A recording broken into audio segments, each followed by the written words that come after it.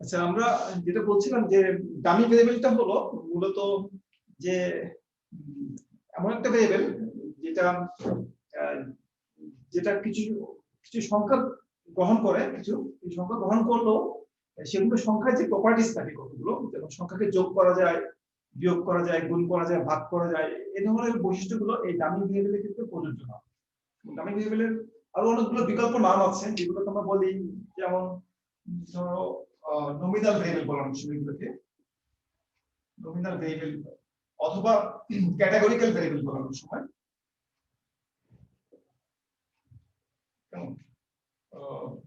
এরকম বিভিন্ন নামে এটাকে ডাকা হয়ে থাকে। তো এই ভেরিয়েবলগুলোর বৈশিষ্ট্য হলো যে এগুলো যোগ, সাধারণ সংখ্যার মতো এগুলোকে যোগ বিয়োগ গুণ ভাগ করা যায় না।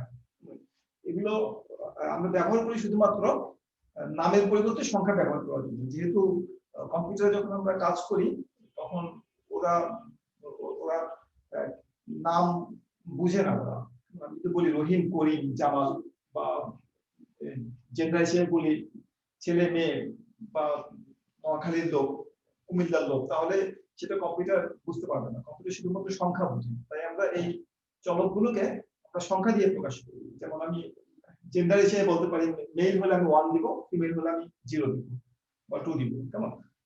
ঠিক একইভাবে রংপুরের বাসিন্দা হলে আমি 1 দিতে পারি, কেমন? কুমিল্লার বাসিন্দা হলে 2 দিতে পারি, সিলেটের বাসিন্দা হলে 3 দিতে পারি। আমি সংখ্যা দিয়ে সেগুলো প্রকাশ করতে পারি যাতে করে কম্পিউটারে সেগুলো ম্যানিপুলেশন করার সুবিধা হয়। ঠিক হেয়ার কালার, আই কালার ইত্যাদি, এগুলো হচ্ছে নমিনাল ভেরিয়েবল। এগুলোকে আমরা সংখ্যা দিয়ে প্রকাশ করি, কিন্তু সংখ্যা দিয়ে প্রকাশ করলে এগুলোকে যোগ বিয়োগ গুণ ভাগ করা যায় না। এটাকে অনেক সময় বলা হয় ইকোনমেট্রিক্স, এটাকে বলা হয় ডামি ভেরিয়েবল বলা হয় বা ক্যাটাগরিক্যাল ভেরিয়েবল বলা হয়। তো এই ডামি ভেরিয়েবল দিয়েও রিগ্রেশন রান করা যায়। রিগ্রেশন মডেল শুধুমাত্র কন্টিনিউয়াস ভেরিয়েবল না, যেগুলো আমরা আগে ব্যবহার করেছি, কন্টিনিউয়াস ভেরিয়েবল ছাড়াও ডামি ভেরিয়েবল দিয়েও রিগ্রেশন মডেলকে রান করা যায় বা রিগ্রেশন রেজাল্ট বের করা যায়। এটা কেন ব্যবহার করা হয়, এটা ব্যবহার করার সুবিধা কি? অনেক বিভিন্ন জায়গায় ডামি ভেরিয়েবল ব্যবহারটা অত্যন্ত ব্যাপক, অনেক বেশি ব্যবহার করা হয় ইকোনমেট্রিক্সে। ডামি ভেরিয়েবলটা আমরা ডান দিকে ব্যবহার করতে পারি, যে ইন্ডিপেন্ডেন্ট ভেরিয়েবল যেগুলো আছে এক্স এর মধ্যে কিছু কিছু ডামি ভেরিয়েবল থাকতে পারে। আবার কখনো কখনো ডামি ভেরিয়েবলটা ওয়াই এর মধ্যে থাকতে পারে, যে ডিপেন্ডেন্ট ভেরিয়েবল যেটা আছে সেটাও ডামি হতে পারে। তখন আমরা বলি যে ডামি ডিপেন্ডেন্ট ভেরিয়েবল বলি সেটাকে আমরা, কেমন? তবে আমরা ডামি ডিপেন্ডেন্ট ভেরিয়েবল নিয়ে আলোচনা করব না, আমরা ডামি ভেরিয়েবলটাকে শুধুমাত্র এক্স এর মধ্যে রাখবো। আমরা এক্স এর যে ভেরিয়েবল গুলো আছে ডিপেন্ডেন্ট ভেরিয়েবল, তার মধ্যে আমরা ডামি ভেরিয়েবল সেখানে অন্তর্ভুক্ত করব। আমরা করলে রিগ্রেশন ইকুয়েশনটা কিভাবে ব্যাখ্যা করা যায় সেটা আমরা দেখার চেষ্টা করব। তো এই যে ডামি ভেরিয়েবলকে অন্তর্ভুক্ত করা রিগ্রেশন মডেলে, আমরা ডান দিকে সেটা অন্তর্ভুক্ত করব। এই যে ডামি ভেরিয়েবলকে অন্তর্ভুক্ত করা হয়, করা হলে এর অনেকগুলো কাজ আছে, অনেকগুলো কাজের সাথে ব্যবহার করা যায়। ডামি ভেরিয়েবলের কয়েকটা ব্যবহার যদি আমি বলি, একটা হচ্ছে ফর এক্সাম্পল যে মনে করো যে অনেক সময় আমরা সিজনালিটি অবজার্ভ করি। একটা ইউজ যদি বলি ডামি ভেরিয়েবলের ইউজেস, একটা হচ্ছে সিজনালিটি। স্যার স্যার ওই যে পারমিশনটা দিলে ভালো হতো স্যার, ওই জুমের রেকর্ডারটা পারমিশন আমি তো বের করতে পাইনি কিভাবে। স্যার এটা স্যার সেটিং এ গিয়ে অ্যাক্সেসিবিলিটিতে গিয়ে আপনি পারমিশনটা দিতে পারবেন। সেটিং এ গিয়ে করতে হয় স্যার। এটা আপনি শুরুতে বলতে বলেছিলেন স্যার আমাদেরকে, আমি লেট হয়ে গেছে। কিন্তু সেটিং দিচ্ছে না এখানে। সেটা জুমের অ্যাপসে গিয়ে আপনি সেটিং এ গেলে দেখতে। আচ্ছা, সেখানে জুমে এটা এখন পাওয়া যাবে? স্যার আপনি ট্রাই করে দেখতে পারেন, সেটিং এ গিয়ে জুমের ওখানে সেটিং এ গিয়ে অ্যাক্সেসিবিলিটিতে গেলে, সেটিং এ গেলাম, সেটিং এ গিয়ে অ্যাক্সেসিবিলিটি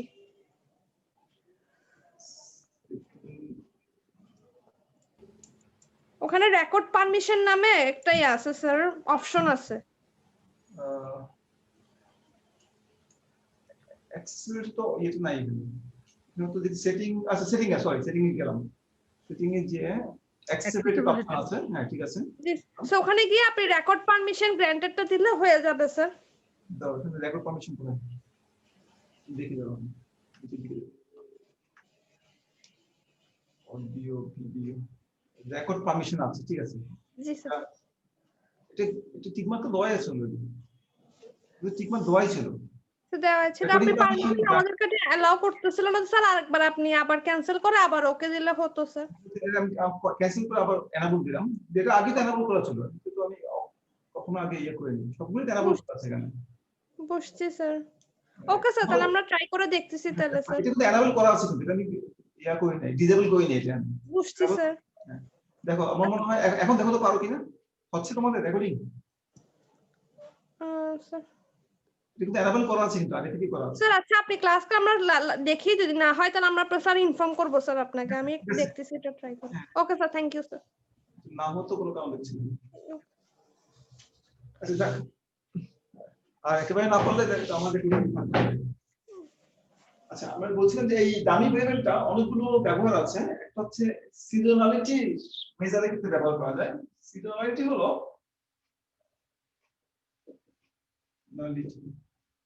যে এক এক সিজনে মানুষ এক একভাবে বিহেভ করে, বা এক এক সিজনে প্রোডাক্টের ডিমান্ড কিংবা সাপ্লাই এক এক রকম হতে পারে। যেমন বর্ষা মৌসুমে হয়তো ইলিশের সাপ্লাই বেশি হতে পারে, কিংবা শীতের মৌসুমে হয়তো মানুষের কাপড়ের ডিমান্ড বেশি হতে পারে।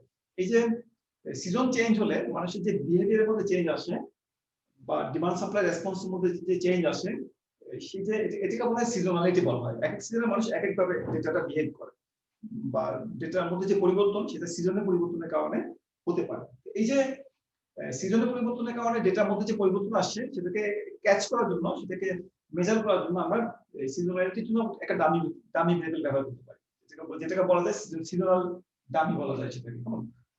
শুধুমাত্র সিজনালিটি না, ওয়েদার চেঞ্জ না শুধুমাত্র, এটা ছাড়াও অনেক সময় যে কিছু মনে করো ওয়ার সিচুয়েশন, ওয়ারের সময় মানুষ ডিফারেন্ট বিহেভ করে, হয়তো কোনো দ্রব্য চাহিদা বাড়ে, কোনো দ্রব্য চাহিদা কমে, কিন্তু প্যান্ডেমিক সিচুয়েশনে হয়তো মানুষ অন্যভাবে বিহেভ করে। এই যে বিভিন্ন ধরনের সিচুয়েশন আছে, সেই সিচুয়েশন গুলোকে আমরা রিপ্রেজেন্ট করার জন্য, কোন সিচুয়েশনে মানুষ কিভাবে বিহেভ করে রিপ্রেজেন্ট করার জন্য আমরা দামি ভেরিয়েবল ব্যবহার করতে পারি। আমরা ফর এক্সাম্পল ওয়ার দামি কিংবা প্যান্ডেমিক দামি, এই ধরনের আমরা দামি ভেরিয়েবল ব্যবহার করতে পারি। অথবা অনেক সময় যে জেন্ডার, রেস, রিজিয়ন, সেগুলোকে রিপ্রেজেন্ট করার জন্য আমরা দামি ভেরিয়েবল ব্যবহার করতে পারি। এটাকে বলতে পারি আমরা যে কোয়ালিটেটিভ ফ্যাক্টরস বলা যায়, কোয়ালিটেটিভ ফ্যাক্টরস। যেমন আমরা বললাম জেন্ডার, এক এক জেন্ডার এক একভাবে বিহেভ করে বিভিন্ন স্টিমুলাসের প্রতি বা বিভিন্ন ধরনের সিচুয়েশনে। জেন্ডার, তারপরে রিজিয়ন, এক এক অঞ্চলের লোকেরা এক একভাবে বিহেভ করে, রিজিয়ন ইত্যাদি, রেস, জাতি, এগুলোকে আমরা কোয়ালিটেটিভ ফ্যাক্টর বলি করে আমরা। তো এই সকল জিনিসকেও কোন অঞ্চলের লোকটা কিভাবে বিহেভ করছে, বা কোন অঞ্চলের লোকের ব্যবহার কেমন, বা বিভিন্ন রেসপন্স কেমন হয়, বা ডেটাগুলো কেমন হয় বিভিন্ন জেন্ডারের জন্য, সেগুলোকে আমরা দামি ভেরিয়েবল দিয়ে আমরা সেগুলো ক্যাচ করতে পারি, বা দামি ভেরিয়েবল সেগুলো আমরা ব্যাখ্যা করতে পারি। এভাবে অসংখ্য ব্যবহার রয়েছে দামি ভেরিয়েবল। কিন্তু আমরা যখন ইন্টিগ্রেশন মডেল দেখি, আমরা প্রায় সময় সেখানে একটা দামি ভেরিয়েবল সেখানে অন্তর্ভুক্ত করা দেখি আমরা, কেমন। তো এটা হলো দামি ভেরিয়েবলের অসংখ্য ব্যবহার আছে, আমরা এখানে কয়েকটা ব্যবহার এখানে দেখলাম শুধুমাত্র। এই যে দামি ভেরিয়েবল, এটা কিভাবে ইকুয়েশনে ব্যবহার করা যায়। দামি ভেরিয়েবলটা আমরা দুভাবে ব্যবহার করতে পারি। একটা হতে পারে যে শুধুমাত্র দামি ভেরিয়েবল থাকবে, অন্য কিছু থাকবে না, কন্টিনিউয়াস ভেরিয়েবল থাকবে না। এটাকে বলতে পারি আমরা purely dummy variable in the set of regressors. এটাকে বলি আমরা অনলি দামি ভেরিয়েবলস, অনলি দামি। আমি সংক্ষেপে লিখছি ভেরিয়েবলসকে, এবং ইন্ডিপেন্ডেন্ট ভেরিয়েবলগুলোকে অনেক সময় রিগ্রেসর্স বলা হয়। সেগুলোকে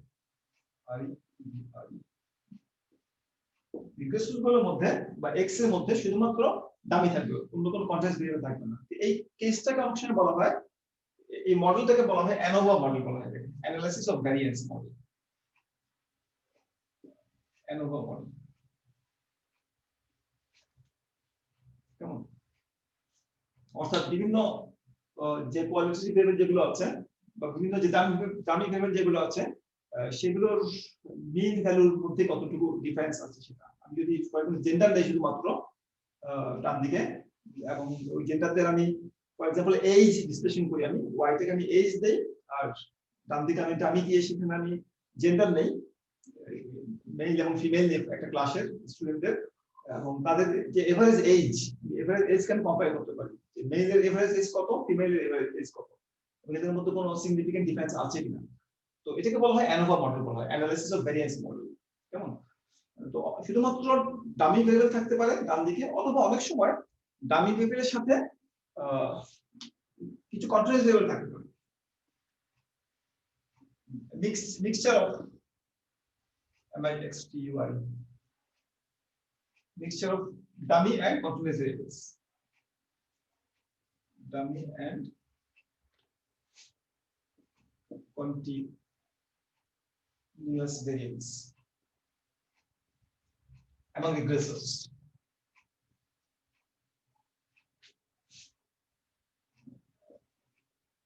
regressors এর মধ্যে বা x এর মধ্যে x ও থাকবে কন্টিনিউয়াস ভেরিয়েবল থাকবে আর ডামি ভেরিয়েবল থাকবে দুটোই থাকবে তখন আমরা মডেলটাকে বলি এটাকে বলা হয় অ্যানালিসিস অফ কোভ্যারিয়েন্স মডেল বলে অ্যানকোভা অ্যানালিসিস অফ কোভ্যারিয়েন্স মডেল একটা অ্যানোভা একটা অ্যানকোভা মডেল উদাহরণের কেসে হলো আমরা ডামি ভেরিয়েবলকে ব্যবহার করতে পারি একটা হতে পারে শুধুমাত্র ডামি ভেরিয়েবল ব্যবহার করা হবে আর একটা হচ্ছে ডামির সাথে কিছু কন্টিনিউয়াস ভেরিয়েবল সেখানে ব্যবহার করা হবে ডামি ভেরিয়েবলকে বোঝার জন্য সবচেয়ে ভালো উপায় হলো একটা এক্সাম্পল দিয়ে আমরা থেকে স্টাডি করার চেষ্টা করব যে ডামি ভেরিয়েবল কিভাবে ব্যবহার করতে হয় এবং কিভাবে সেটাকে ব্যাখ্যা করতে হয় ব্যাখ্যা করাটা আমাদের মূল বিষয় কিভাবে আমরা ডামি ভেরিয়েবল রিগ্রেশন রান করার পরে যে রেজাল্ট পাবো আমরা সেটাকে আমরা কিভাবে ব্যাখ্যা করব আমরা একটা এক্সাম্পল নেব যেখানে ডামি ভেরিয়েবল ব্যবহার করা হবে এবং সেখানে রিগ্রেশন রান করে যে রেজাল্টটা পাবো আমরা সেটাকে আমরা কিভাবে ব্যাখ্যা করতে পারি সেটা আমরা দেখার চেষ্টা করব তো একটা এক্সাম্পল হিসেবে মনে করো যে আমরা কিছু অঞ্চলের বিভিন্ন স্কুলের যে টিচার আছে পাবলিক স্কুলের টিচার আমরা এখানে একটা রেফারেন্স হিসেবে আমরা গুজরাটি ব্যবহার করছি আমাদের কাছে বইটা তো থাকবে Gujarati chapter 9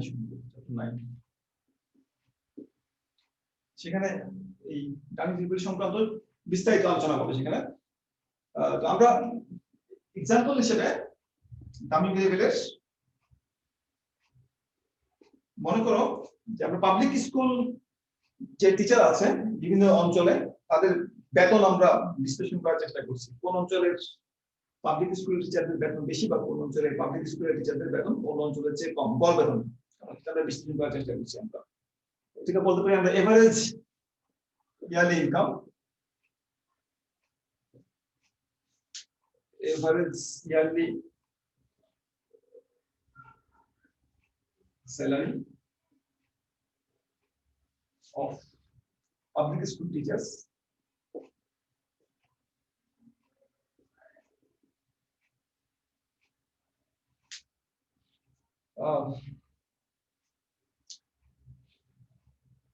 in different regions.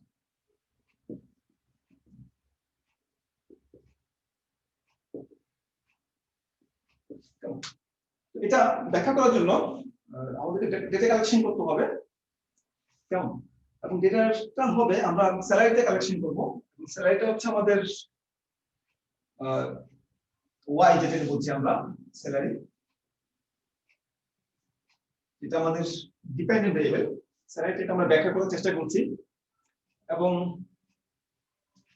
আমরা ডান দিকে কিছু চলক রাখবো যেগুলোকে আমরা ডামি ভেরিয়েবল বলবো একটাকে বলবো d1 একটাকে বলবো d2 কেমন আমাদের তিনটা অঞ্চল আছে রিজিয়নস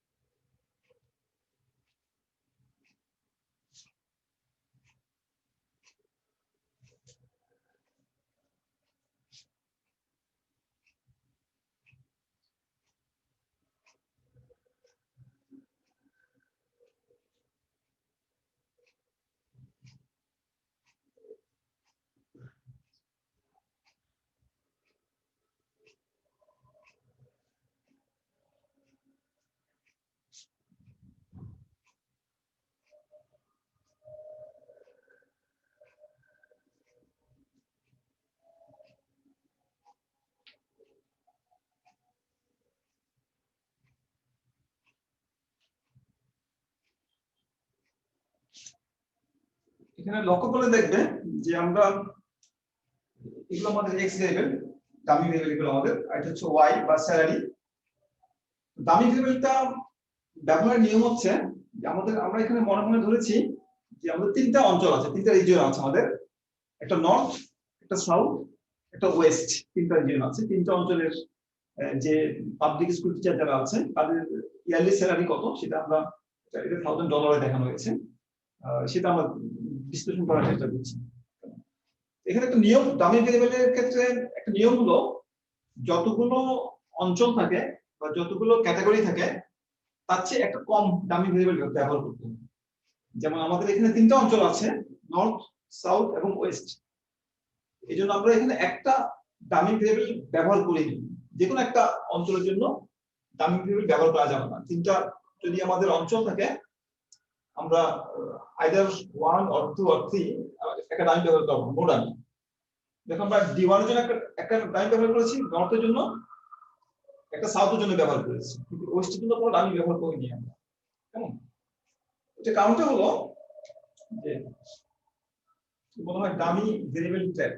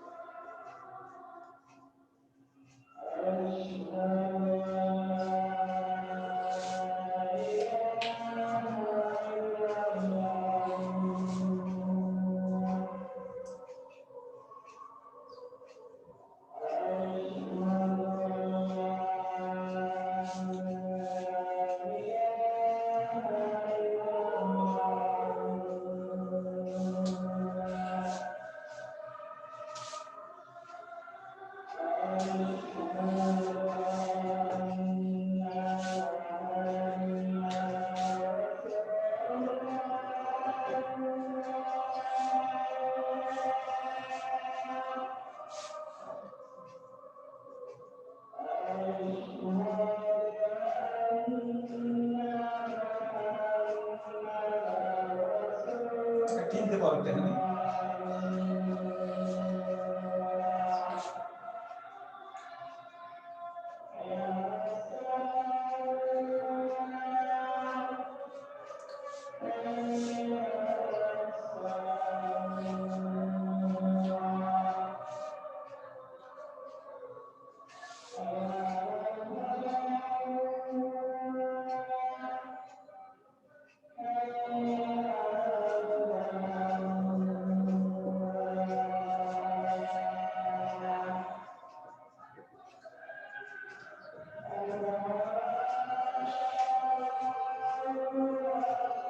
স্যার এটা ইটি নাকি ইডি? এটা ইটি শেষেরটা, অ্যারো টার্ন। এটাকে যদি আমরা এস্টিমেট করি এটার উপরে ওএলএস দিয়ে, তাহলে যে রেজাল্টটা পাবো সেটা হলো অনেকটাই দেবো।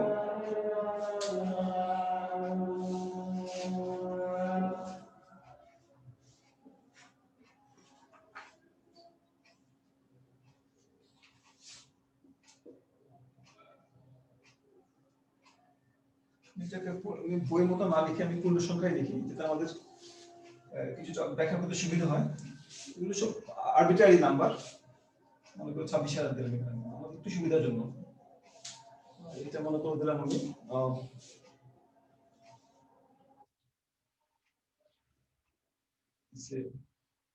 D1 minus 1000। মনে করি এটা এস্টিমেট করে আমরা এই একটা রেজাল্ট পেলাম, এবং এগুলো একটা আমরা সাথে সাথে স্ট্যান্ডার্ড এরর কিংবা টি ভ্যালু আমরা এখানে পাবো। যদি এখানে টি ভ্যালু গুলো দেই, ফর এক্সাম্পল মনে করি এটা সে 1.29 এগুলো আন্দাজে দিচ্ছিলাম আমি টি ভ্যালু এবং স্ট্যান্ডার্ড এরর যেকোনো একটা ব্যবহার করা যায়। স্ট্যান্ডার্ড এররকে আমরা যদি এটাকে স্ট্যান্ডার্ড এরর দিয়ে ভাগ করি আমরা টি ভ্যালুটা পাই। আমরা এটা টি ভ্যালু আছে মনে করুন 4.27 তেমন টি ভ্যালু সুবিধা হলো যে এই কোএফিশিয়েন্ট গুলো স্ট্যাটিস্টিক্যালি সিগনিফিকেন্ট কিনা সেটা আমরা খুব সহজে বুঝে ফেলতে পারি। এটাকে বলা হয় 2t রুল, যে যখন t এর মান 2 এর বেশি হয় তখন এই এস্টিমেট গুলো স্ট্যাটিস্টিক্যালি সিগনিফিকেন্ট হয়। ফর এক্সাম্পল আমি যদি এখানে 1.29 পেতাম এটা স্ট্যাটিস্টিক্যালি সিগনিফিকেন্ট হতো না, যেহেতু এটা 2 এর চেয়ে কম। এই জন্য আমরা আসলে t ভ্যালুটা ব্যবহার করি, স্ট্যান্ডার্ড ব্যবহার না করে t ব্যবহার করি। কারণ t ব্যবহারের সুবিধা হলো যে আমরা এটা স্ট্যাটিস্টিক্যালি সিগনিফিকেন্ট কিনা সেটা সহজে বুঝতে পারি। ঠিক আছে, একটা মিনিট ওয়েট করো।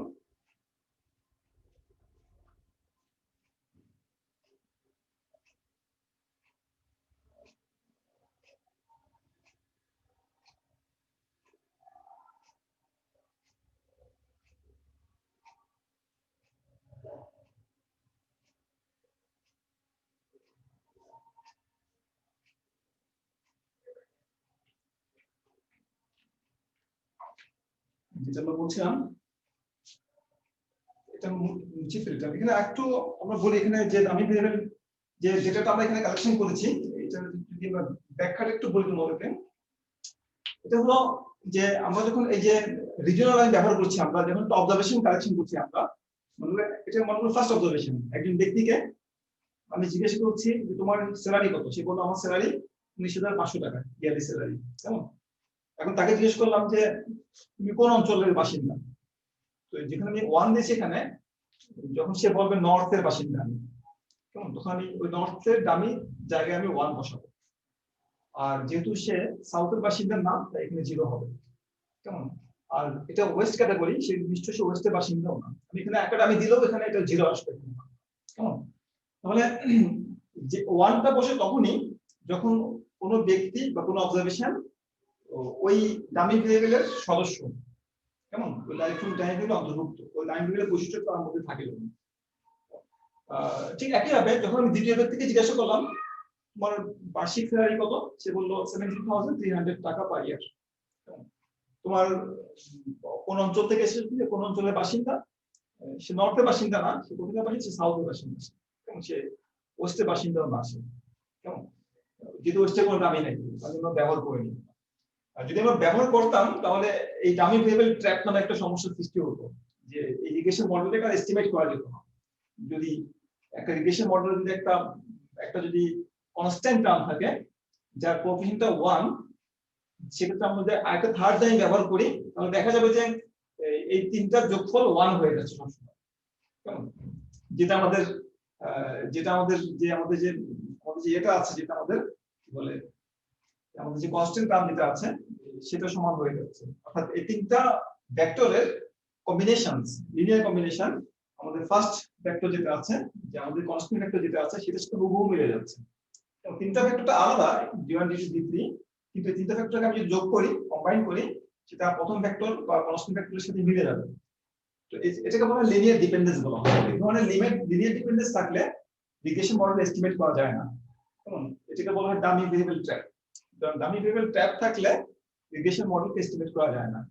তাই আমরা কি করি, যতগুলো অঞ্চল আছে তার চেয়ে একটা কম অঞ্চলের আমরা ডামি ভেরিয়েবল নিয়ে থাকি। আমরা যে অঞ্চলটাকে আমরা বাদ দিলাম সেটাকে বলা হয় অমিটেড ক্যাটাগরি, এটাকে আমরা অমিট করেছি, বাদ দিয়েছি, বা এটাকে বেস ক্যাটাগরি বলা হয়। কারণ রিগ্রেশন মডেলের যে রেজাল্টটা পাবো আমি, রেজাল্টের যে কনস্ট্যান্ট টার্ম যেটা আছে, এটার যে ভ্যালুটা আছে, তো এটা আমাদের এই অমিটেড ক্যাটাগরি যেটা আছে বা বেস ক্যাটাগরি যেটা আছে তার এভারেজ ভ্যালুকে ইন্ডিকেট করে। অর্থাৎ যদিও আমি এর কোনো ডেটা এখানে বসাইনি ওয়েস্টের ডেটাকে, তারপর আমরা বলতে পারবো যে ওয়েস্ট রিজন থেকে যারা এসেছে তাদের গড় বেতন হচ্ছে বার্ষিক 26,000 টাকা। কেমন, সুতরাং এটাকে ব্যবহার না করলেও এদের তথ্যগুলো আমি রিগ্রেশন রেজাল্টের মাধ্যমে পেয়ে যাব। তাহলে আমাদের যে ডামি ভেরিয়েবল যেগুলো আছে সেগুলোর ভ্যালুটা 0 1 হয়, 0 1 ছাড়া আর কিছু হয় না। 1 হলে এই ডামি ভেরিয়েবলের বৈশিষ্ট্যটা তার ভিতরে আছে, আর 0 হলে এই ডামি ভেরিয়েবলের বৈশিষ্ট্যটা তার ভিতরে নাই, অর্থাৎ সে অঞ্চল নর্থ থেকে আসেনি এখানে। এবং প্রত্যেক রোতে কোথাও না কোথাও একটা 1 করতে হবে, কেমন, অর্থাৎ একটা বৈশিষ্ট্য তার মধ্যে থাকতে হবে।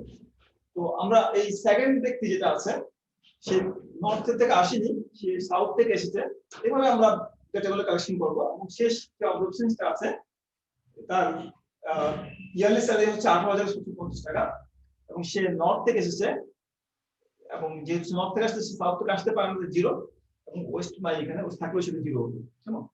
এই হলো আমাদের ডামি ভেরিয়েবল ডেটা তৈরি করার উপায়। এবং এখানে নরমালি আমরা যদি এটাকে x হিসেবে চিন্তা করে আমরা যদি x prime x inverse x prime y বের করি, তাহলে আমরা রিগ্রেশন রেজাল্টটা পেয়ে যাবো আমরা, কেমন, বা কোএফিশিয়েন্ট গুলো মান পেয়ে যাবো। তো এই যে কোএফিশিয়েন্ট গুলো আমরা মান পেলাম রিগ্রেশন রেজাল্ট রান করে, এটা একটা ব্যাখ্যা আছে এই রিগ্রেশন ডামি ভেরিয়েবল থেকে আমরা ডামি ভেরিয়েবল রিগ্রেশন রেজাল্ট বলা হয়।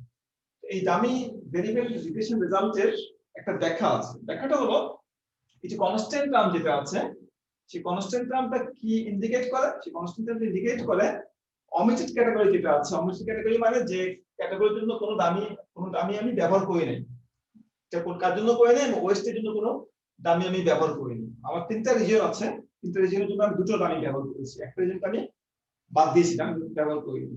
এটাকে বলা হয় অমিটেড ক্যাটাগরি বা বেস ক্যাটাগরি বলা হয়।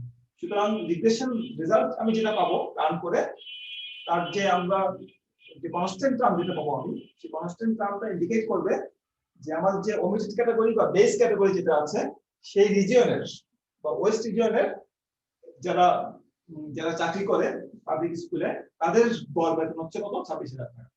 ঠিক আছে, এটা হলো আমাদের কি যে বেস ক্যাটাগরি বা ওমিটেড ক্যাটাগরির যে অবজারভেশন গুলো আছে তাদের এভারেজ ভ্যালুকে ইন্ডিকেট করে। এবং এটা যেহেতু টি ভ্যালুটা 2 এর চেয়ে বেশি, তার মানে হচ্ছে এটা এস্টিমেটটা স্ট্যাটিস্টিক্যালি সিগনিফিক্যান্ট, কেমন।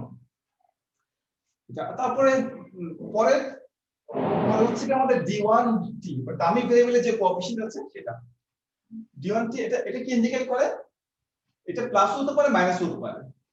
যদি প্লাস হয় তার অর্থ দ্বারা যে এই D1 হচ্ছে নর্থের দামি, D1 হচ্ছে নর্থের দামি। এটা আমাদেরকে বোঝায় বা বলে আমাদেরকে যে এই অঞ্চলের বাসিন্দা যারা আছে তাদের যে গড় বেতন ইয়ারলি স্যালারি, সেটা বেস রিজনের বাসিন্দাদের ইয়ারলি স্যালারির চেয়ে $2,000 বেশি। অর্থাৎ আমাদের যদি বলা হয় যে সাউথ রিজনে যারা বাস করে, যে পাবলিক স্কুলে যারা বাস করে, তাদের এভারেজ স্যালারি কত, তাদের এভারেজ স্যালারি কত, 26,000 যোগ 2,000 বা $28,000 হচ্ছে তাদের ইয়ারলি স্যালারি, যারা নর্থে যারা বাস করে তাদের। আর যদি আমি D2 ডামিটার দিকে তাকাই, সেটা নেগেটিভ এবং তার ভ্যালু হচ্ছে কত, $1,000। তার মানে হচ্ছে যে আমরা এটার সাথে সামঞ্জস্য থেকে বলতে পারি যে যারা সাউথ রিজনে বাস করে, যে সকল টিচাররা স্কুলের টিচাররা, তাদের গড় বেতন বেস ক্যাটাগরি যারা আছে ওয়েস্ট রিজনে যারা আছে তাদের গড় বেতনের তুলনায় $1,000 কম, কেমন। অর্থাৎ এদের যে এভারেজ স্যালারি, এই সকল টিচারদের যে এভারেজ স্যালারি সেটা কত, সেটা হলো 26,000 মাইনাস 1,000 বা $25,000 হচ্ছে যারা সাউথ রিজনে যারা বসবাস করে তাদের স্যালারি। সুতরাং ডামি ভেরিয়েবল রিগ্রেশনের যে ইন্টারসেপ্টের যে ব্যাখ্যা, সেটা হলো অমিটেড ক্যাটাগরির এভারেজ ভ্যালুকে ইন্ডিকেট করে। আর ডামি ভেরিয়েবলের যে কোএফিশিয়েন্ট সেটা ইন্ডিকেট করে ওই ডামির সাথে সম্পৃক্ত যে অবজারভেশন গুলো আছে তাদের যে এভারেজ ভ্যালুটা, ওয়াই যে এভারেজ ভ্যালু, সেটা বেস ক্যাটাগরির চেয়ে কত বেশি বা কত কম সেটাকে ইন্ডিকেট করে। অর্থাৎ ডামি ভেরিয়েবলের কাজটা হলো মূলত যে এখানে যে ডেটাগুলো আমরা কালেকশন করছি, কেমন, ডেটাগুলোকে পার্টিশন করে ফেলা, সেপারেট করে ফেলা ডেটাগুলোকে, কেমন, পার্টিশন করে প্রত্যেক পার্টিশনে এভারেজ বের করা। সেটা হচ্ছে আমি যদি একটু তোমাদের গ্রাফ দিয়ে দেখাতে চাই, এটা আমরা এইভাবে দিতে পারি।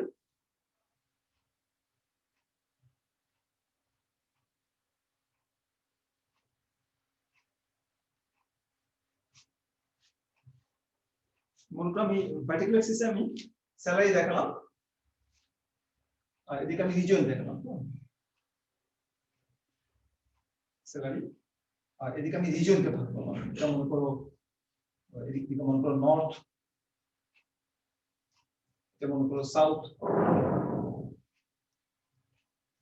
এটা মনে করো ওয়েস্ট রিজিয়ন, ইন্টারজেনে ভাগ করলাম। নর্থের আমি যে অবজারভেশন নিলাম আমি, তো আমি ওদের যে আমি নর্থ নর্থ মানে D1 কেমন, ওদের যে আমি স্যালারি গুলো, কারো নর্থে যারা বাস করে কারো স্যালারি বেশি, কারো স্যালারি কম, বিভিন্ন স্যালারি আছে নর্থে যারা বাস করে। এই নর্থের যে বাসিন্দা আছে তাদের অবজারভেশন গুলো, স্যালারি গুলো আমি এখানে দিলাম। সাউথে যারা বাস করে তাদের অবজারভেশন স্যালারি গুলো এখানে দিলাম। সাউথের কারো স্যালারি 19,000, কারো স্যালারি 16,000 এরকম। ওয়েস্টে যারা বাস করে ওদের স্যালারি আছে কারো 17, কারো 18 অবজারভেশন গুলো আমি দিলাম। তো এদের একটা এভারেজ স্যালারি আছে, তাই না? একই এদের একটা এভারেজ স্যালারি আছে সাউথ ওয়েস্ট, তাদের একটা এভারেজ স্যালারি আছে। তো আমি একটু যোগ করে দিই আমি এটাকে, স্টেপ সিঁড়ির মতো দেখাবে এটা একটা। তাহলে এই যে এটা হচ্ছে আমার বেস ক্যাটাগরি, ওয়েস্টের সাথে যেটা সম্পৃক্ত, এই ওদের যে এভারেজ ভ্যালু, কারো বেশি কারো কম, ওয়েস্টের জন্য কিন্তু সবার প্যাটার্ন একই রকম না, কারো বেশি কম আছে, একটা এভারেজ স্যালারি আছে, সেটা হচ্ছে $26,000 পার ইয়ার। আর যারা যারা নর্থ থেকে এসেছে ওদের 2,000 বেশি, $28,000 স্যালারি আছে। ওদের স্যালারি $28,000 গড়, কারো বেশি কারো কম আছে 28,000 থেকে। আবার যারা যারা সাউথ থেকে এসেছে যারা, তাদের স্যালারি হচ্ছে কত, $25,000। তাহলে এই ডামি ভেরিফিকেশনের কাজ হলো, এগুলো হচ্ছে টোটাল আমার সবগুলো অবজারভেশন, যেগুলো অবজারভেশন গুলোকে পার্টিশন করে ফেলা, ভাগ করে ফেলা, যে কিছু অবজারভেশনকে আমি একটা ক্যাটাগরি দিলাম, বাকি অন্য কিছু একটা ক্যাটাগরি দিলাম, একটা পার্টিশন দিলাম। এভাবে আমি প্রত্যেকটা অবজারভেশনকে আমি আমার ডামি ভেরিয়েবল অনুযায়ী বিভিন্ন পার্টিশনে ভাগ করি, পার্টিশনে ভাগ করে প্রত্যেকটা পার্টিশনে আমি রিগ্রেশন রান করি। এটাই হচ্ছে ডামি রিগ্রেশনের মূল কাজ। তো অনেক সময় এই ডামি ভেরিয়েবল রিগ্রেশনে এটা গেল আমাদের শুধুমাত্র যদি আমাদের কি থাকে, যদি আমাদের ডামি ভেরিয়েবল থাকে, কোনো কন্টিনিউয়াস ভেরিয়েবল না থাকে, তাহলে আমরা এইভাবে ব্যাখ্যা করতে পারি।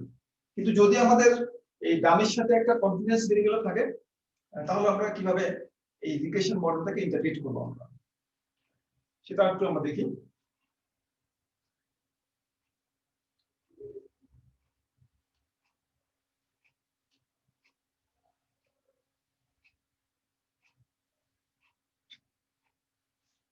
এটা আমরা বলছি অ্যানকোভা মডেল, যখন ডামি ভেরিয়েবলের সাথে কিছু কন্টিনিউয়াস ভেরিয়েবল থাকে, mixture of dummy and continuous variable, এটা বলছি আমরা 2 নম্বর কেসটা। মিক্সচার অফ ডামি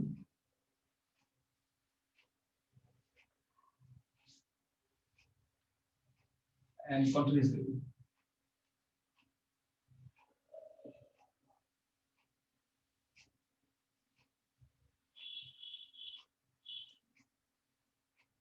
আমরা যেটা আগে আলোচনা করলাম একটু আগে, সেখানে একটা কেস আছে যেটা অনেক সময় আলোচনা করা হয়, এটাকে বলা হয়, আমরা এখানে দুটো ডামিকে পৃথকভাবে লিখেছি আমরা, একটা D1 ডামি, একটা D2 ডামি। তো অনেক সময় দুটো ডামির মাঝে ইন্টারঅ্যাকশন বের করা হয়, আমি D1 কে D2 দিয়ে গুণ করে একটা ডামি বের করতে পারি, এটাকে ইন্টারঅ্যাকশন ডামি বলা হয়।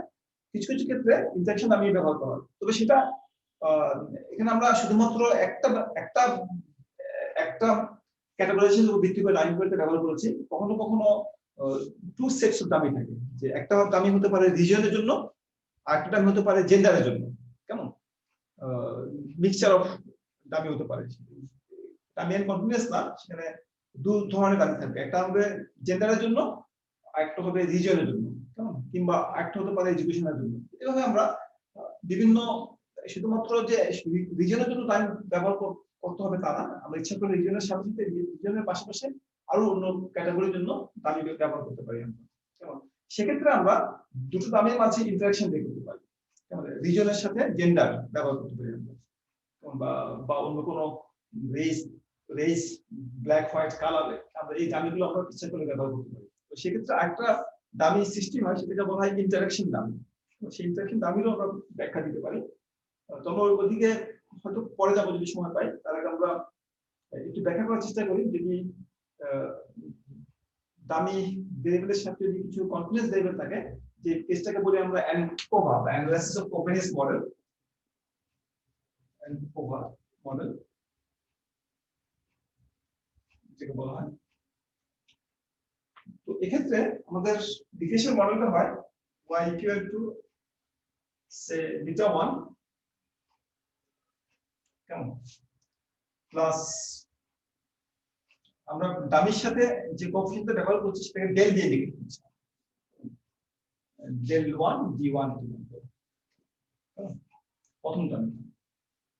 তো আমরা এখানে আরেকটা মনে করো ডেল 2 d2 প্লাস মনে করো বিটা 2 x2 এটা একটা কন্টিনিউয়াস ভেরিয়েবল। it's একটা mixture of regression model with dummy, both dummy and continuous variable plus et.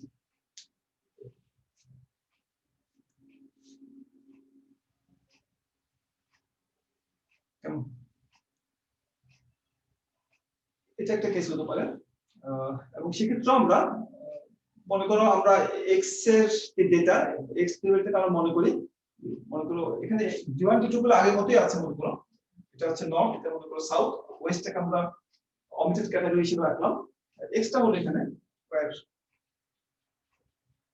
x2t or t2 equal to public expenditure on school, public expenditure or regional expenditure on school. যে স্কুলগুলো আমরা data collection করছি public school teacher সেই স্কুলগুলোতে যে স্টেটের বা যে রিজিওনাল স্কুল সেগুলোতে কি পরিমাণ রিজিওনাল এক্সপেন্ডিচার করা হচ্ছে তার উপরও আমাদের স্যালারিটা নির্ভর করতে পারে। যে সকল অঞ্চলে স্কুলের পিছনে বেশি ব্যয় করা হবে সেই সকল অঞ্চলে টিচারদের বেতনও বেশি হতে পারে। সুতরাং টিচারদের মধ্যে বেতনের যে বৈষম্য সেই বৈষম্য সৃষ্টির একটা কারণ হতে পারে যে ওই অঞ্চলে এক এক অঞ্চলে স্কুলগুলোতে টিচারদের স্কুলগুলোর পিছনে এক এক রকম ব্যয় করা হয় যে কারণে এই স্যালারির বৈশিষ্ট্যটা বা স্যালারির মধ্যে যে ভিন্নতা সেই ভিন্নতা আমরা লক্ষ্য করছি।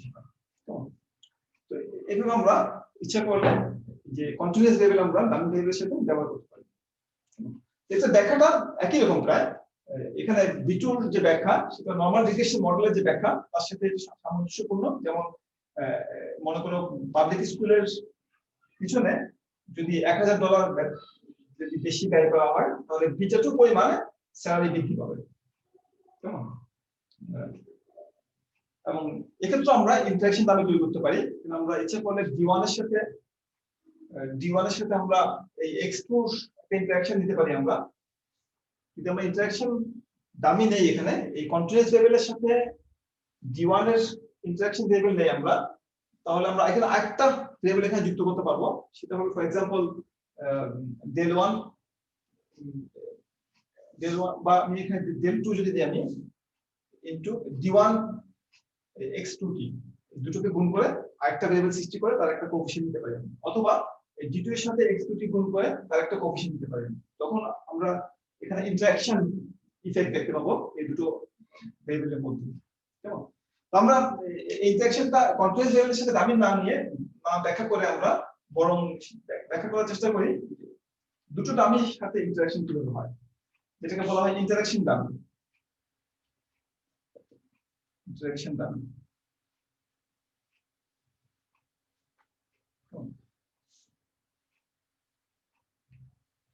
suppose we have two sets of dummy মনে করো suppose two sets of dummy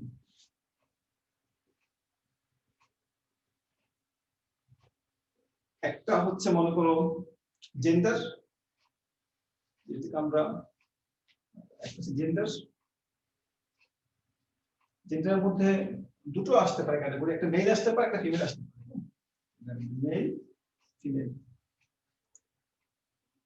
আরেকটা মনে করো রিজিয়ন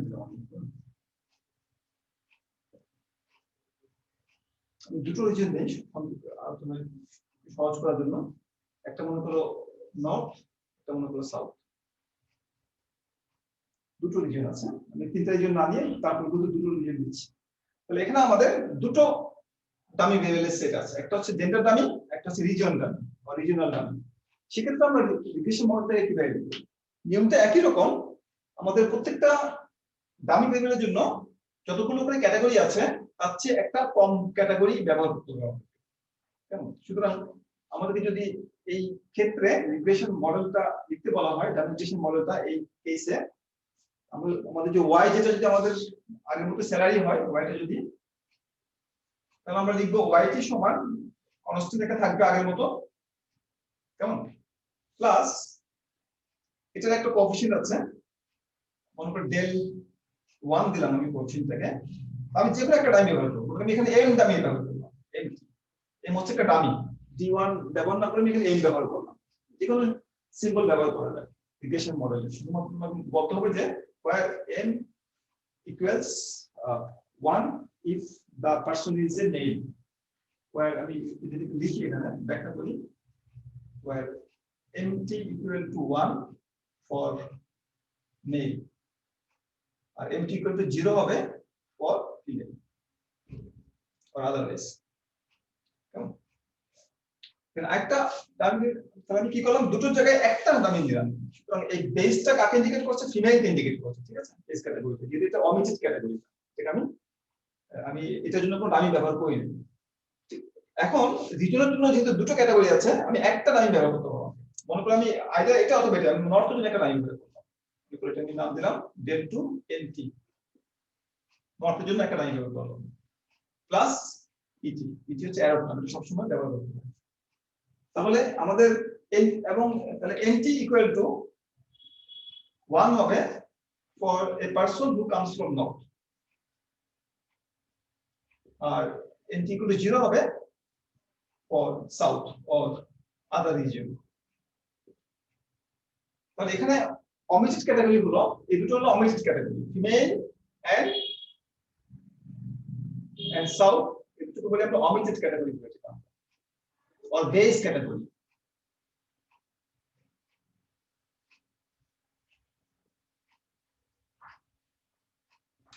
এবং আমি যদি এখানে রেজাল্টটা লিখি, আমি রিগ্রেশন রেজাল্টটা মনে করে এটা আমি লিখলাম 5000 বা $25,000 প্লাস মনে করো এটা দিলাম আমি 2000 এমটি, এটা দিলাম আমি মাইনাস 1000 এমটি। আমি এই ডেটা কালেকশন করে রিগ্রেশন রেজাল্ট রান করে এই রেজাল্টটা পেলাম। এটা দেখা কি হবে, এই রিগ্রেশন মডেলের দেখাটা কি হবে? এই দেখাটা হবে এই 25000টা দিয়ে কি বোঝানো হচ্ছে? 25000 দিয়ে বোঝানো হয় অমিটেড ক্যাটাগরি বা বেস ক্যাটাগরির average Y value or average salary. আমাদের অমিটেড ক্যাটাগরি কোনটা? ফিমেল এবং সাউথ, অর্থাৎ সাউথ রিজিয়নে যে সকল ফিমেল বাস করে, মেল না, যে সকল ফিমেল বাস করে তাদের যে এভারেজ স্যালারি সেটা হলো কত? $25000 পার ইয়ার, ঠিক আছে। আর এটা দিয়ে কি বোঝানো হয়? এমটি দিয়ে বোঝানো হয় যে সাউথ, এই সাউথ রিজিয়নে যে সকল মেল বসবাস করে তাদের এভারেজ স্যালারি। সাউথ অঞ্চলে যে মেল যারা আছে তাদের এভারেজ স্যালারি সাউথ অঞ্চলে ফিমেলদের তুলনায় স্যালারি $2000 বেশি বা $7000। আর নর্থ অঞ্চলে যে সকল ফিমেল আছে তাদের যে এভারেজ স্যালারি সেটা হলো এদের তুলনায় সাউথের তুলনায় সাউথের যে ফিমেল আছে তাদের তুলনায় $1000 কম বা $24000, ঠিক আছে। এখানে আরেকটা দামি আমরা অনেক সময় ব্যবহার করি, যেহেতু এখানে দুটো সেট অফ দামি আছে, আমরা ইচ্ছা করলে এখানে একটা ইন্টারাকশন দামি ব্যবহার করতে পারি। আমি ইচ্ছা করলে এখানে আমি আরেকটা দামি ব্যবহার করতে যুক্ত করতে পারতাম। এখানে আমি মনে করি আমি del 3 mt into nt আরেকটা দামি এখানে যুক্ত করলাম, দুটোর গুণফল হিসেবে একটা দামি এখানে দিলাম, mt into nt। এটাকে বলা হয় ইন্টারাকশন দামি, এটাকে বলা হয়, এটাকে বলা হয় ইন্টারাকশন দামি, যেটা বলা হয় এখানে লিখি ইন্টারাকশন দামি। এটার মান 1 হতে পারে, যে কোনো ক্ষেত্রে দামির মান 1 অথবা 0 হয়। এখানে m equal to 1 অথবা 0 হতে পারে, n equal to 1 বা 0 হতে পারে। এখানে mt into nt মান 1 অথবা 0 হতে পারে। যদি m equal to 1 হয়, n equal to 0 হয়, তাহলে n equal to 0 হবে। যদি m equal to 0 হয়, n equal to 1 হয়, তারপরেও 0 হবে। যদি m equal to 0 হয়, n equal to 0 হয়, তারপরেও 0 হবে। কেমন? শুধুমাত্র এটা তখনই 1 হবে যখন empty এবং empty দুটো যখন 1 হবে। কেমন? সুতরাং এটা ইন্ডিকেট করে যে এই ডামিটা ইন্ডিকেট করে যে এটা 1 হতে হবে, এটা 1 হতে হবে। তার মানে ওকে মেল হতে হবে এবং তাকে নর্থ থেকে আসতে হবে। কেমন? তাহলে নর্থ অঞ্চলের একজন মেল, কেমন, নর্থ অঞ্চলের একজন মেল, তার এভারেজ স্যালারি এই বেস ক্যাটাগরির তুলনায় কত বেশি? বেস ক্যাটাগরি মানে হচ্ছে ফিমেল এবং সাউথ, ঠিক আছে? তাহলে এটা হলো মেল এবং নর্থ, আর এটা হলো ফিমেল এবং সাউথ। এবং যদি একজন, এখানে দেখো একটা বৈশিষ্ট্য আছে এই এমটি এর মধ্যে, শুধুমাত্র সে মেল, আর এখানে একটা বৈশিষ্ট্য আছে শুধুমাত্র সে নর্থ। এখানে দুটো বৈশিষ্ট্য আছে, সে মেল এবং নর্থ, দুটো বৈশিষ্ট্য আছে এখানে। তাহলে যদি এই একটা দামের ভিতরে দুটো বৈশিষ্ট্য বিদ্যমান থাকে, তাহলে আমরা বলি সেটাকে ইন্টারঅ্যাকশন লাইন বলে। আমরা এটা যখন সিগনিফিকেন্ট হয়, এটা যে কোএফিশিয়েন্ট ভ্যালু বা টি ভ্যালু যদি সিগনিফিকেন্ট হয়, তার মানে এখানে ইন্টারঅ্যাকশন দামিটা ইফেক্টিভ। অর্থাৎ দুটো বৈশিষ্ট্য যদি একই সাথে থাকে একটা অবজারভেশনের মধ্যে, তাহলে সেটা তার এভারেজ স্যালারিকে প্রভাবিত করে। এটাকে আমরা ইন্টারঅ্যাকশন দামি। এটাকে আর একটু সহজভাবে বোঝার জন্য ইন্টারঅ্যাকশন দামিটাকে যে এটাকে আমরা মনে করো আমি একজন ব্যক্তিকে ডেসক্রাইব করছি, একজন পার্সনকে। কেমন? একজন ব্যক্তি, একজন অফিসার, সে কোট পরে এসেছে। কেমন? বা অনেকগুলো অফিসারকে আমি কম্পেয়ার করছি, আমি বিভিন্ন অফিসারকে, তাদের ড্রেস হচ্ছে কি কোট এবং টাই। কেমন? তো মনে করো কালো রঙের কোট পরলো, কোট পরাটা হচ্ছে দামি। কেউ কোট না পরলে আমরা বলবো তার দামিটা হচ্ছে 0, তার ভ্যালু দামি দিলে ভ্যালু হচ্ছে 0। এটা কোট দামি, এটা হচ্ছে। কেমন? আর কোট পরলে তার দামিটা হচ্ছে 1, এটা একটা দামি। সুতরাং কোনো ব্যক্তি যদি কোট পরে তাহলে তার দামি ভেরিয়েবলের মান হবে 1, আর না পরলে হবে 0। আরেকটা দামি হচ্ছে টাই, টাই এর জন্য একটা দামি, টাই দামি। টাইয়ের রংটা যদি সে পরে তাহলে 1, টাই না পরলে তাহলে তার দামি ভেরিয়েবল হবে 0। কেমন? তো আমরা এখানে দু ধরনের ব্যক্তি নিচ্ছি, কোট পরা বা না পরা, অথবা টাই পরা বা না পরা। কিছু কিছু ব্যক্তি আছে টাই পরেছে, কেমন, আর কিছু কিছু ব্যক্তি টাই পরেনি। তো আরেক ধরনের সেট অফ ব্যক্তি আছে কোট পরেছে বা কোট পরেনি। আবার কিছু কিছু ব্যক্তি পাবো আমরা যে কোটও পরেছে টাইও পরেছে। কেমন? যে ব্যক্তি কোট এবং টাই পরেছে এটাকে বলছে আমরা ইন্টারঅ্যাকশন দামি, যে কোটও পরেছে সে টাইও পরেছে, এবং কোট এবং টাই পরার কারণে তাকে বেশি স্মার্ট লাগছে কিনা। যদি কোট পরলে তাকে হয়তো স্মার্ট লাগছে, বা টাই পরলে শুধু টাই পরলে তাকে স্মার্ট লাগছে, কিন্তু সে কোট টাই যদি দুটো একসাথে পরে তাকে আরো বেশি স্মার্ট লাগছে। অর্থাৎ তার ভ্যালুটা বেড়েছে, তার এস্থেটিক ভ্যালুটা বা সৌন্দর্য মূল্যটা আরো বেড়েছে। এটাকে বলা ইন্টারঅ্যাকশন দামি ইজ সিগনিফিকেন্ট। ইন্টারঅ্যাকশন দামিটা তার ভ্যালুকে সিগনিফিকেন্টলি বাড়িয়ে দিচ্ছে। তাহলে এই যদি দুটো দামি একসাথে যখন থাকে, সেটা যদি আমাদের ওয়াই ভেরিয়েবলের ভ্যালুটাকে বাড়িয়ে দেয়, তখন আমরা বলি যে ইন্টারঅ্যাকশন ইফেক্টটা সিগনিফিকেন্ট সেখানে। এবং তখন আমাদেরকে এই ইন্টারঅ্যাকশন দামিটা আমাদের ব্যবহার করতে হবে। শুধুমাত্র সেপারেটলি ব্যবহার করলে হবে না, যেহেতু ইন্টারঅ্যাকশন দামিটা সিগনিফিকেন্ট, তাই আমাদের ইন্টারঅ্যাকশন দামিটা আমাদের সেখানে ব্যবহার করতে হবে। কেমন? এবং দুটো বৈশিষ্ট্য একসাথে থাকার কারণে সেটা ওয়াই কে প্রভাবিত করছে কিনা, বা এভারেজ ভ্যালুটাকে প্রভাবিত করছে কিনা, সেটা আমরা ইন্টারঅ্যাকশন দামি থেকে আমরা সেটা জানতে পারি। তো এই হলো আমাদের ইন্টারঅ্যাকশন দামি। তাহলে আমরা ডামি ভেরিয়েবল কি সেটা জানলাম, এবং dummy variable regression model run করার পরে যে রেজাল্টটা পাই আমরা, সেটা কিভাবে ইন্টারপ্রেট করতে হয় সেটা সম্পর্কে আমরা জানলাম, এবং ডামি ভেরিয়েবল ট্র্যাক কি সেটা সম্পর্কে জানলাম আমরা। ঠিক আছে? তো আমার মনে হয় আমরা এখানে এতটুকুতে শেষ করবো। ডামি ভেরিয়েবল নিয়ে আমরা আর বেশি কিছু আলোচনা করবো না। গুজরাটে বইটা পড়লে সেখানে আরো ডিটেইলস অনেক কিছু জানতে পারবেন। অনেক ব্যবহার আছে ডামি ভেরিয়েবল। একটা গুরুত্বপূর্ণ ব্যবহার হচ্ছে স্ট্রাকচারাল চেঞ্জ হয়েছে কিনা ডেটার মধ্যে, সেটা টেস্ট করার জন্য অনেক সময় ডামি ভেরিয়েবলকে ব্যবহার করা হয়, যেটাকে চৌ টেস্ট বলা হয়। তো সেগুলো আমরা যাবো না, আমরা সিম্পল আলোচনার মধ্যে সীমাবদ্ধ থাকবো। কোনো প্রশ্ন আছে কিনা দেখেন, তাহলে এখানে শেষ করবো। তোমরা কি রেকর্ডিং অপশনটা চালু করতে পেরেছো নাকি পাওনি? স্যার এটা মনে হয় করে দিতে হবে, ক্লিকটা মনে হয় রিমুভ করে দিতে হবে স্যার। হচ্ছে হ্যাঁ, আমার মনে রিমুভ করলে হতে পারে। আমি তো রিমুভ মনে করে হয় স্যার, আমি ট্রাই করেছি, হচ্ছে না স্যার। মনে হয় এটা যদি রিমুভ করা হয়। আমি একটু রিমুভ করে দেখে তো হয় কিনা দেখো। আমি এটা রিমুভ করে দিচ্ছি দিয়ে। স্যার একটু ওয়েট করুন, আমি দেখতেছি। একটু দেখো তো, আমি এখন রিমুভ করছি এটা।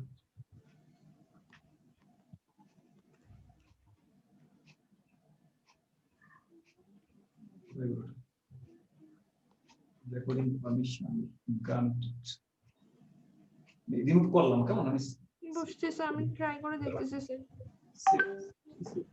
রিমুভ করলাম, এখন দেখো তো পারো কিনা। এখন কি হয়? স্যার এটা তো এখনো দেখাচ্ছে না স্যার, এখনো তো আমি remove করে দিয়েছি এটা। তোমরা কি অন্য টিচারদের রেকর্ডিং করতে পারো, অন্য টিচারদের গুলো? স্যার রেকর্ডিং করা যায় না স্যার, অন্য টিচারদেরও তো স্যার করে পাঠাই দেয়, সেজন্য জিজ্ঞেস করতেছি স্যার, আমরা করতে পারি না। তাহলে পারবো না। স্যার হ্যাঁ বলো। রেকর্ডের সেটিংসটার মধ্যে কি একটা রেড মার্ক থাকে? রেড মার্ক থাকে দেখছিলাম, না রেড ওটা উঠায় দিলে মনে হয় হবে। টিক মার্কটা আমি তুলে দিয়েছি, তারপর তো পারছো না তোমরা। এটা টিকটা উঠায় দিলে মনে হয় হইতে পারে, উঠায় এটা দিলাম, মানে উল্টা কাজ করে আর কি। আমি তো উঠাই দিয়েছি। আসলে আমরা সেটিংসটা নিয়ে একটু কনফিউজ। না আমি কিন্তু উঠাই দিয়েছি কিন্তু টিক মার্কটা, এখানে লেখা আছে recording permission granted rejected oblique দিয়ে, কেমন আমি যে অপশনটা তুলে দিলাম টিক মার্কটা, তারপর তোমাদের রেকর্ডিং হচ্ছে না, কেমন? স্যার তাহলে কি আপনি উঠানোর পর আমাদেরকে চেক করতে বলছেন? এতক্ষণ তো ছিল, তোমরা পারছিলে না, উঠানোর পরও তো পারছো না তোমরা। আমার মনে উঠানোর হয় পরে এটা হচ্ছে না এটা। সুতরাং আমার মনে হয় এটা বলতে পারা যাবে না, আমি এটা টিক মার্কটা দিয়ে রাখি আমি। স্যার তাও একবার দেখতেছি স্যার, তাও আমি হ্যাঁ এটা তোমরা অন্য টিচারগুলো যদি পারো তাহলে ওই টিচারকে জিজ্ঞেস করতে হবে তিনি সেটা কিভাবে করেছেন। স্যার একটু ওয়েট করে আমরা দেখতেছি স্যার আবার এটা। আমি তো তুলে দিলাম আমার।